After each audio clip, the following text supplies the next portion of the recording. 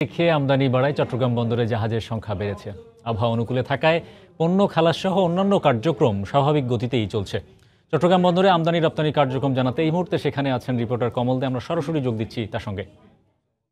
কমল। ধন্যবাদ হরি।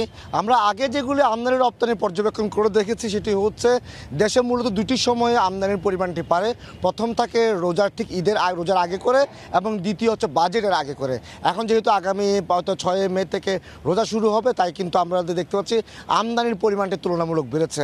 গত কয়েক সপ্তাহে চট্টগ্রাম বন্দরে 80 থেকে 85 জাহাজের অবস্থান থাকলেও আজ দেখতে পাচ্ছি আমরা 96টি জাহাজ অবস্থান রয়েছে, অর্থাৎ আমদানি পণ্য নিয়ে জাহাজগুলো বন্দরে ভিড়ছে এবং সেখান থেকে পণ্য খালাস হচ্ছে।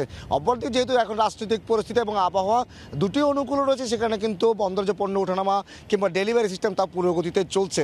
তো বন্দর যে 96টি জাহাজ আজকে অবস্থান করছে, এর মাঝে আমরা দেখতে পাচ্ছি কন্টেনার বাহী জাহাজ রয়েছে 14টি এবং জেনারেল কার্গো রয়েছে কিন্তু 26টি। যেটি বলছিলাম যে কার্গো ভেসেল করে যে আমদানি কিন্তু পণ্য বা খাদ্যশস্য, বিশেষ করে ভোগ্যপণ্য যে আমদানি হচ্ছে সেটা কিন্তু ব্যাপকভাবে হচ্ছে, যে কারণে ব্যবসায়ী ইতিমধ্যে বলছেন যথেষ্ট পরিমাণ ভোগ্যপণ্য আমদানি হওয়ার কারণে এবার রমজানে পণ্য কোনো রকম দাম বাড়বে না। সেইটি আমরা বন্দরে এসেও দেখতে পাচ্ছি শীত পর্যন্ত আমদানির পরিমাণ, কারণ জাহাজ চাষের পরিমাণটি বেড়েছে।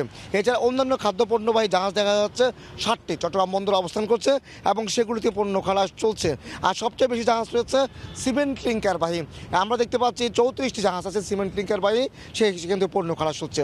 এই যে 96টি জাহাজ চট্টগ্রাম বন্দরে অবস্থান করছে, এর মাঝে আমরা বহির্নোঙরে জাহাজ রয়েছে কিন্তু 73টি, অর্থাৎ যেসব ভোগ্যপণ্যবাহী জাহাজ রয়েছে সেসব জাহাজের যে খালাস হচ্ছে পুরোদমে। এর মধ্যে যে 73টি জাহাজ বহির্নোঙরে অবস্থান করছে, তার মধ্যে 47টি জাহাজ থেকে পণ্য খালাস হচ্ছে। আপনারা জানেন যে বাংলাদেশে যে ভোগ্যপণ্যের মধ্যে রয়েছে সেগুলি কিন্তু বহির্নোঙরে খালাস হয় এবং লাইটারের জাহাজের মাধ্যমে সেগুলো আবার তারা বিভিন্ন ঘাটে পৌঁছে দিয়ে যাচ্ছে।